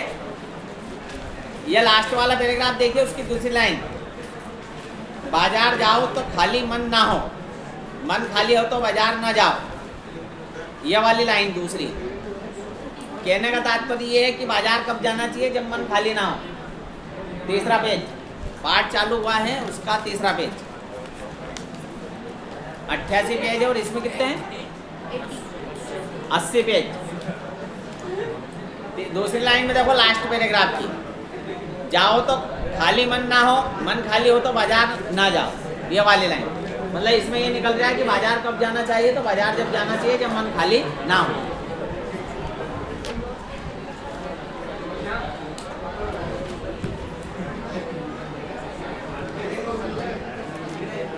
बाकी तो इसमें भगत जी वाले हैं कि भगत जी क्या करते थे? चूरन बेचते थे, है ना।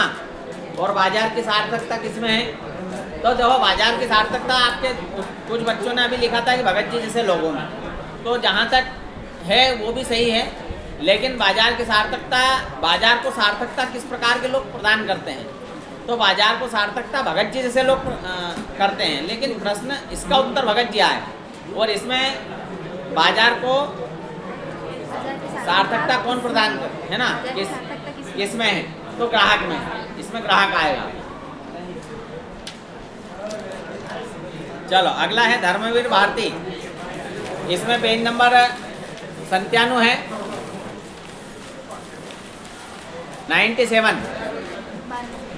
97 गुनाहों का देवता उपन्यास से लोक प्रसिद्ध धर्म भारती का आजादी के बाद। धर्मवीर भारती का ये ऑब्जेक्ट ऑप्शन में पूछ सकता है कि गुनाहों का देवता किसकी रचना है? धर्मवीर भारती की। कहाँ है?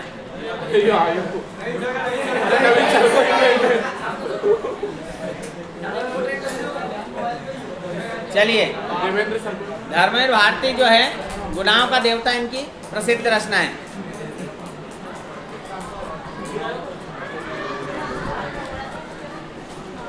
काले में का पानी दो, ये किसकी रचना है? धर्मवीर भारती की। इसमें किस द्वंद्व को चित्रित किया है? तो देखो, ये जो केंद्रीय भाव है 98 पेज पर, यहाँ प्रस्तुत संस्मरण काले में का पानी दो में लोक प्रचलित विश्वास और विज्ञान का द्वंद्व का, यह आ चुका है एक बार। लोक प्रचलित विज्ञान, विश्वास और विज्ञान के द्वंद्व का सुंदर चित्रण है।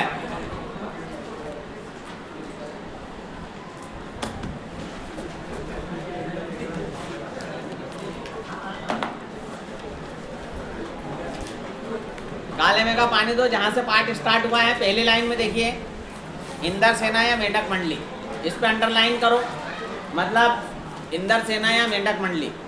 इसमें जो पाठ है, इसमें बच्चों की टोली को क्या नाम दिया गया है, ये प्रश्न है अपना। तो या तो इंदर सेना या मेंढक मंडली, दो में से पूछ लीजिए।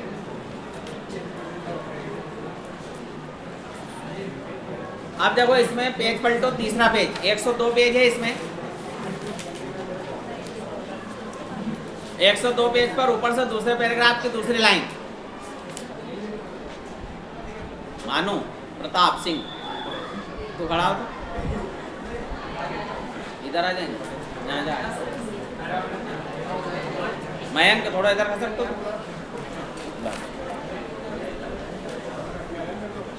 तू भी कर सकते हैं थोड़ा, पीयूष।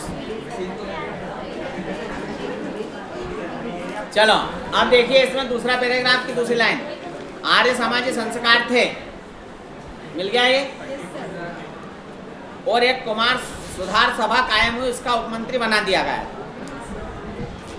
ये ऑब्जेक्टिव है आपका कि धर्मवीर भारती को कुमार सुधार सभा का क्या बनाया था? तो उपमंत्री बनाया था, ये आपका ऑब्जेक्टिव।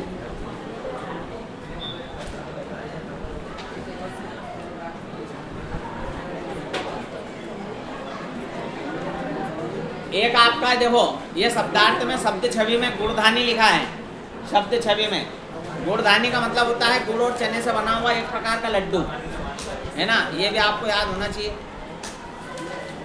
एक मुहावरा बन रहा है नीचे नीचे, किला पस्त करना, किला पस्त करना मतलब हार जाना।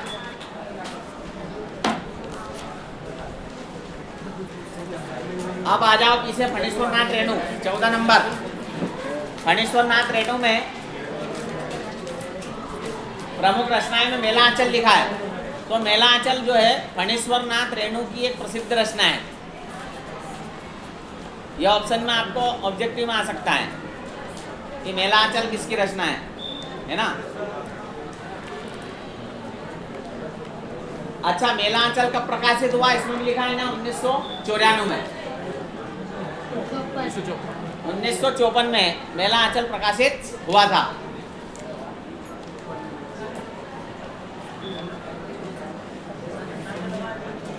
चलो, पहलवान की ढोलक, ये तो चढ़ता गिरता है, तो इसके तो सबको याद ही है ना। पहलवान लुट्टन सिंह के कितने पुत्र थे? लुट्टन पहलवान के जो गुरु कौन था? अच्छा, कहीं ने बादल सिंह लिख दिया, और दादा बादल, है ना। ढोलक थी पहलवान की, जो गुरु थी वो तो ढोलक ही थी, और चांद सिंह के गुरु का नाम लुट्टन पहलवान ने कुश्ती में किसको हराया था? चांद सिंह किसका शिष्य था? बादल सिंह, क्योंकि बादल उसके गुरु का नाम था, है ना। ये है इसके मेन ऑब्जेक्टिव। और पहलवान के कितने पुत्र थे? 2 पुत्र थे। भक्तिन के कितनी लड़कियां थी?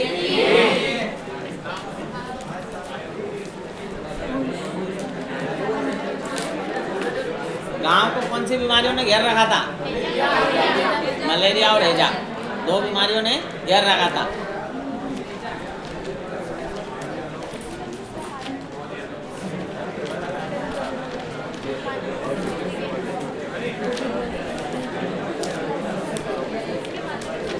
चलो ये नमक। अब आ जाओ सीरीज के फूल। हजारी प्रसाद द्विवेदी।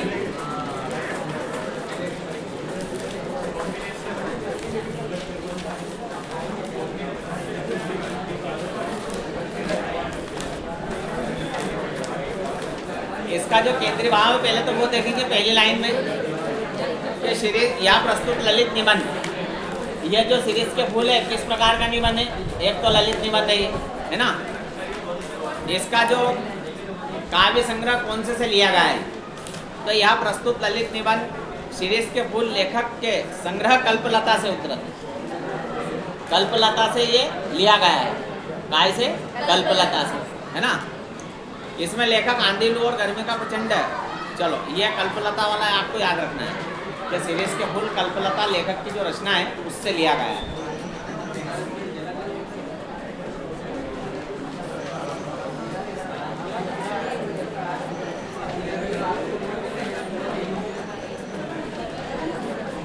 अब देखो यहाँ से बसंत ऋतु का पलाश की भांति कबीरदास को इससे 15 दिन के लिए, ये कबीरदास से इसकी तुलना करी है। यहाँ कबीरदास को निशान लगा लो। उसके बाद सीरीज बसंत के आगमन के साथ 2 लाइन छोड़ के, सीरीज बसंत के आगमन के साथ लय उठता है। आषाढ़ तक जो निश्चित रूप से मस्त बना रहता है। मतलब आषाढ़ से तो बसंत से तो आषाढ़ तक इसमें कोई परिवर्तन नहीं आता है। यह सदैव अपनी मस्ती में मस्त रहता है। अब 2 लाइन छोड़ के देखिए। एकमात्र सीरीज कालजयी अवधूत की भांति जीवन की अजयता का प्रचार करता है। सीरीज किसकी भांति? अजयता का, है ना। अवधूत की भांति अजयता का प्रचार मतलब निरंतर आगे बढ़ना।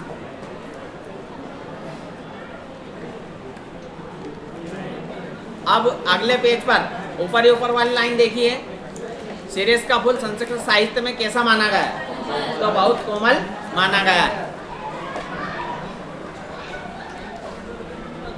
तीसरी लाइन में देखिए, सीरीज पुष्प केवल किसका दाब सहन कर सकता है? भौरों के पदों का कोमल दबाव सहन कर सकता है। सीरीज का जो फूल होता है, भौरों के जो कोमल पद होते हैं उनका दबाव सहन कर सकता है, महसूस कर सकता है। पेज पलटो वापस, दूसरे पैराग्राफ की दूसरी लाइन। जरा और मृत्यु दोनों जगत के अपरिचित और अप्रमाणित सत्य हैं। जगत के 2 अपरिचित और अप्रमाणित सत्य कौन से हैं? जरा और मृत्यु।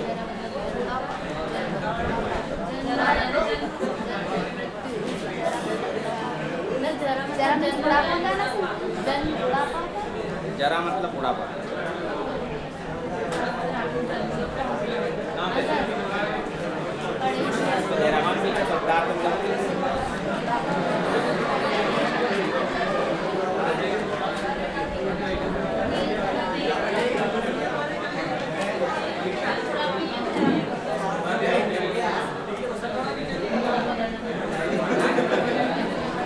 चलो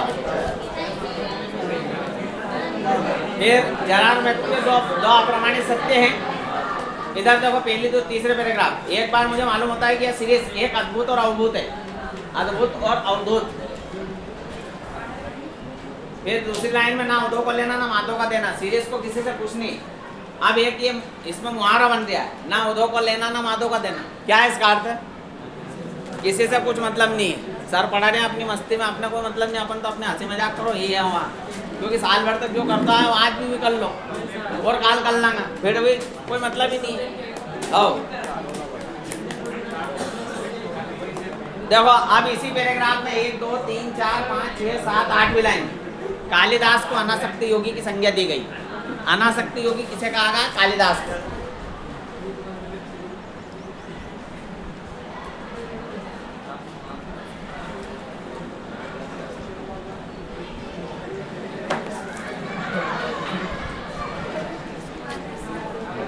चलो अगला पार्ट देखिए 18 बाबा साहेब अम्बेडकर संपूर्ण जो वो उमा नहीं है, नहीं उमा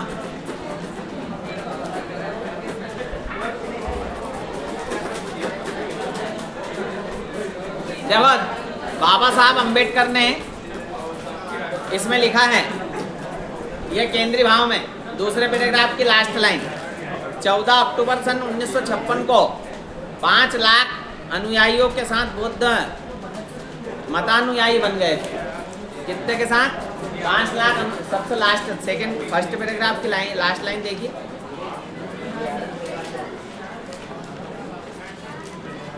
चौदह अक्टूबर सन 1956 को 5 लाख अनुयायियों के साथ उन्होंने बौद्ध शिक्षा ली थी मतलब। और एक और देखो ये हाईलाइट करा है, मैं पढ़ लिख कर वकील बनूंगा, अछूतों के लिए नया कानून बनाऊंगा और छुआछूत को खत्म कर दूंगा। ये लाइन को अंडरलाइन कर लो, मतलब उन्होंने छुआछूत को खत्म करने का प्रण उठाया था। उन्होंने एक पुस्तक लिखी थी डॉक्टर अंबेडकर ने, देखो ये मोस्टली आ सकता है, ये पुस्तक कौन सी लिखी थी? Annihilation of caste 1936। यह प्रस्तुत पाठ अंबेडकर के विख्यात भाषण एनिहिलेशन ऑफ कास्ट 1936 के ललई सिंह यादव द्वारा कृत हिंदी रूपांतरण। आपको तो ये पुस्तक का नाम याद रखना बस, एनिहिलेशन ऑफ कास्ट।